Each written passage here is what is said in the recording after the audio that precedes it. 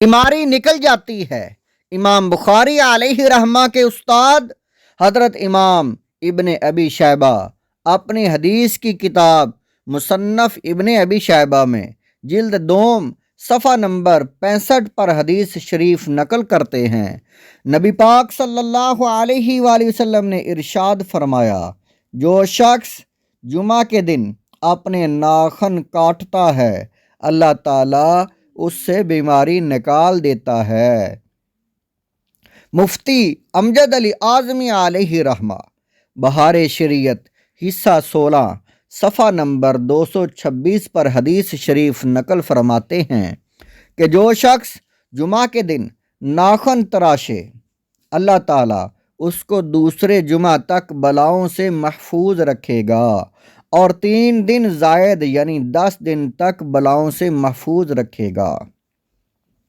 محترم حضرات، معلوم ہوا کہ اگر بیماریوں اور بلاؤں سے نجات حاصل کرنی ہے تو جمعہ کے دن ناخن کاٹنے کی عادت ڈالیں تاکہ بیماریاں دور ہوں اور رحمت آئے۔ حضور صلی اللہ علیہ وآلہ وسلم کی پسندیدہ سبزی۔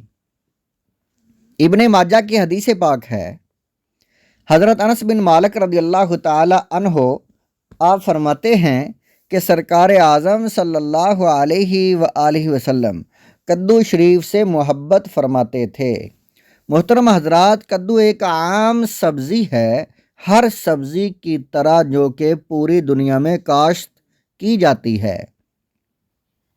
اس کا بے مثال ہونا اس لیے ہے کہ اسے اللہ تعالیٰ کے محبوب جان عالم صلی اللہ علیہ وآلہ وسلم نے پسند فرمایا۔ کدو کے فوائد۔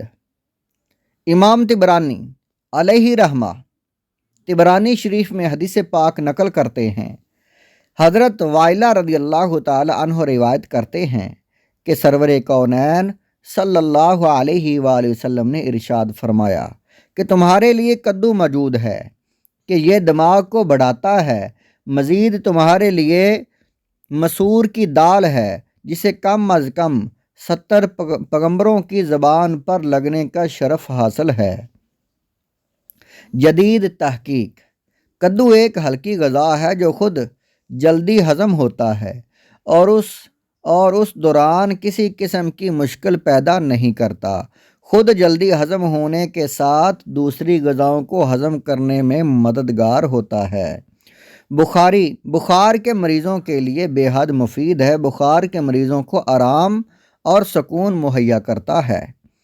کدو کے چھلکے پانی نچوڑ کر عرق گلاب میں ملا کر کان میں ڈالنے سے وہاں کے ورم کم ہو جاتے ہیں۔ یہ نسخہ آنکھوں کی سوزش میں بھی مفید ہے۔ کدو کا پانی جوڑوں پر ملنے سے درد میں آرام ملتا ہے۔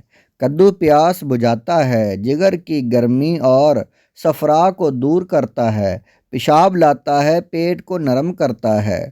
کدو کے پانی کی کلیاں کرنے سے مسوڑوں کا ورم جاتا رہتا ہے۔ کدو کا چھلکا پیس کر کھانے سے آنتوں اور بواسیر سے آنے والا خون بند ہو جاتا ہے۔ محترم حضرات، آپ نے کدو کے فوائد سماعت فرمائے۔ کتنی برکت والی چیز ہے، مگر ہم غافل ہیں۔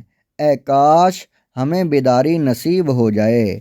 سننے والے جتنے بھی ہیں اللہ تعالیٰ سب کو ثواب عطا فرمائے۔ آگے ضرور شیئر کیا کریں۔